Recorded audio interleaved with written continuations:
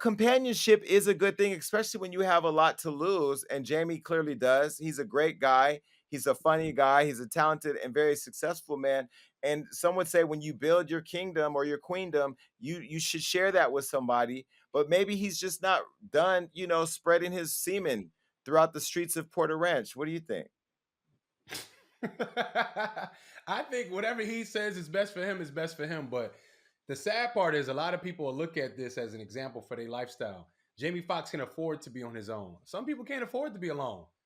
Some people need companions to get to the end of life. You gotta remember, a lot of people are not making millions of dollars a year like Jamie Foxx. Some of us are just regular work going people.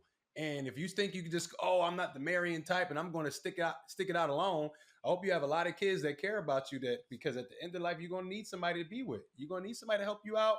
When you retire, you better hope you have that money set up, because companionship is not just for fun. Like sometimes you need to be with somebody. You need to cohabitate to survive.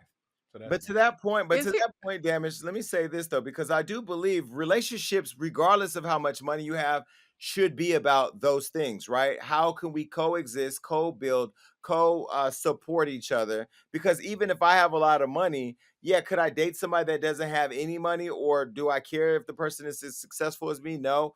But but there are other things in my life that would create a balance for me to be able to focus on getting more money and becoming more successful, like emotional balance and companionship. So I don't think a lot of people think about the purpose of relationships anymore. I was on a date recently with a guy who was in a relationship with a guy he's not happy with. He's literally on his way out of the relationship, but it was just a kind of chill, like hangout date.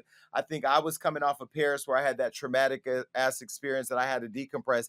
He was not happy. We kind of just vibed to hang out and we were talking about it. And what I realized in his situation was he still needed his relationship because they had to pay the bills. They had to cover costs of Mm-hmm. certain things, and it was easier to stay there. But is that a reason why we should stay in relationships that we're not happy with? Because I would rather go sleep on my cousin's couch and be unhappy than to be with somebody who emotionally and physically drains my life every day.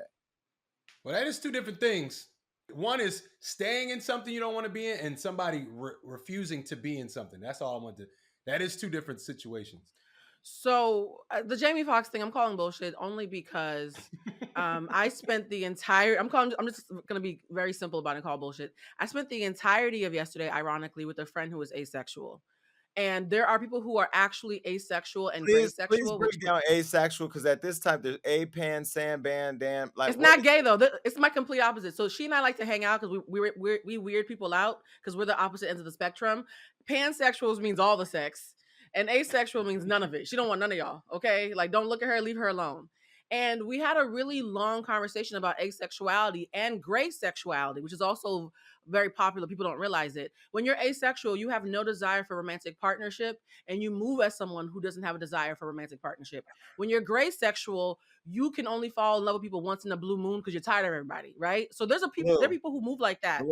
Blue, you are not What? gonna come into this show and create a new fucking sexual saying. I didn't create Now, it. It's been around.